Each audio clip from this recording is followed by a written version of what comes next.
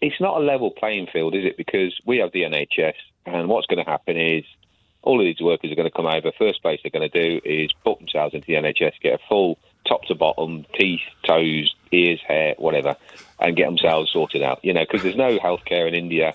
There's not a national system for it. So we're going to get more people blocking up the NHS, but we're going to get it's going to grind to the halt again. But we're going to get people here working who'll be paying tax as well, won't we? Yeah, but tax at a discount, so they're going to be preferential submissions for employers. They're going to exploitative employers are going to say these people are worth 12% more because you haven't got to pay the national insurance fee on them. So it's a bizarre policy. The Trade Secretary has just told us it would be the same as if they were coming from America or Australia. Do you believe him? I sense that might not be actually completely the whole picture. I don't see Americans and Australians walking up and down the street. I see a lot of people that are happy to be in the UK because it's a lovely country and it's a lot better from where they come from, but that doesn't seem like a factor in it. But lastly, John, the bloke who invented Cobra beer, a very, very smart businessman, decent bloke, Karen, now Lord Villamoria, he says it's win-win-win. Are you and I both wrong on that, do you think? Well, I mean, a lot of these places where we take people from, I don't understand why they're not lining up first in the queue to give us trade deals. We still have to beg for trade deals. We've just got the deal, though, sir. We've just got the deal with India.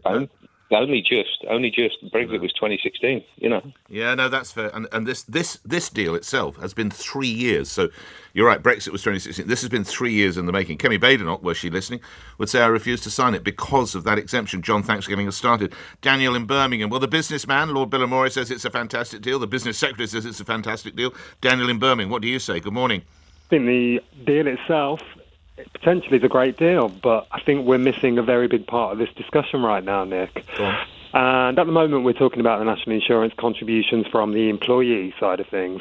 What we're not talking about is the employer's national insurance contribution, which is also exempt. So now it's 20% cheaper for companies in this country to employ Indian workers.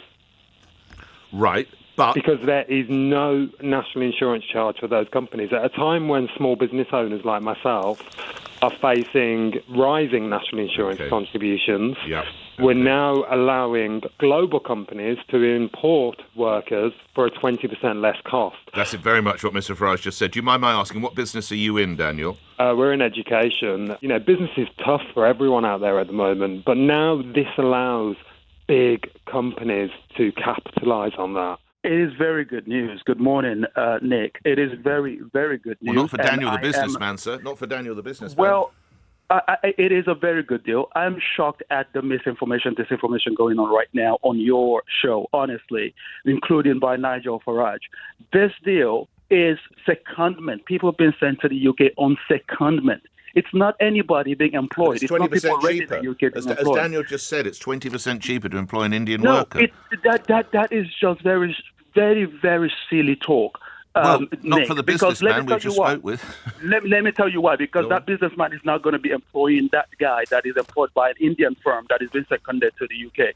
He's going to employ people already in the UK. He's not going to employ. The businesses already in the UK are not going to be sourcing Indians. No, it's businesses in India that are sending their own staff temporarily to the UK. And that is already happening. Whether they're getting the break or not, whether they get an exemption or not, that is already going to happen. That is already happening in the UK. The only difference is that they've managed to secure a deal that means that going forward, those same people being sent to the UK temporarily are not going to pay NI employer. But how's that fair? I don't see how that's fair. It is absolutely fair because the only thing it's doing is it's given money in exemptions to those companies and those individuals in exchange for a trade deal that gives us more. How can anybody not be celebrating that? I'm just a bit concerned as to who is going to pay for any NHS, all the things that national insurance covers. Mm-hmm. Are they going to have their own private medical care? No, they will be eligible to NHS. Well, who picks up? Well, then they're not paying for it. You and I. They're getting. But that's not right. We have to pay national insurance. I mean, obviously there are people that don't work and can't work that have that covered. The government would say this is worth up to £5 billion a year, And whatever the NHS costs might be for the folk arriving, it will be more than covered by that £5 billion deal, is what the government would say. Joe? Well, they're already in a deficit, aren't they? The NHS struggles constantly. And now it's going to have they put a cap on the numbers? No, I did put that to the Trade Secretary. There's no cap whatsoever. Wow. Okay, that in itself is a red flag, and I would like to know who. So he said positively, no, they don't have to have any private healthcare insurance. No. We're going to pick up the bill for their Yes. national what national insurance normally covers. NHS. Yeah, healthcare, dentistry, the lot. Yes, we will. You're not a fan of this deal, are you? I think it's really rather worrying, and they're claiming it's going to bring in all this, huge amounts of money, but then it's going to cost huge amounts of money because obviously they're not paying for any of the things that most people here would have to pay for. Joe, you didn't. If you live in Wandsworth, you didn't have a vote last week, and I didn't have a vote last week. Nigel Farage said the reason they're announcing it now is that it would have made even more votes for reform. Do you think he's right on that? I do, yeah, most definitely. All right, Joe, thank you. Paul's in Basildon. Paul, what do you want to tell us about this deal? Good morning. Very good morning. First Hello, time caller, long time listener. Oh, lovely to have you on. Thank you.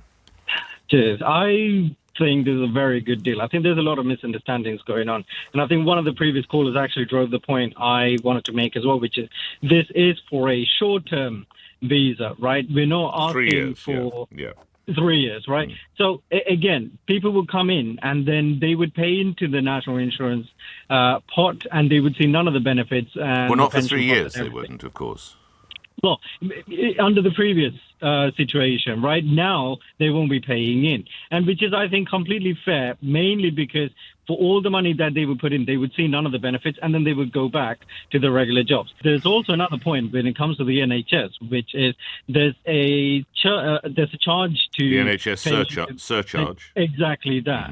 I believe they'll be paying into those as well. So it's not going to be completely mooching off the British taxpayers' money and then going off 3 years later. And again, if the visa then later gets converted into a permanent contract because the British branch happen to like the worker so much, then the national insurance contributions start from that point onwards. Yes. So it's not like it's a complete loss, right? But it's not the same as if you were bringing folk over from the United States or Australia, is it?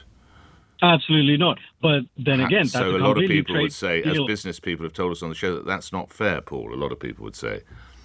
Yeah, well, I wouldn't say it's completely unfair either, but then that's also up to the government to strike deals with those countries' leadership as well.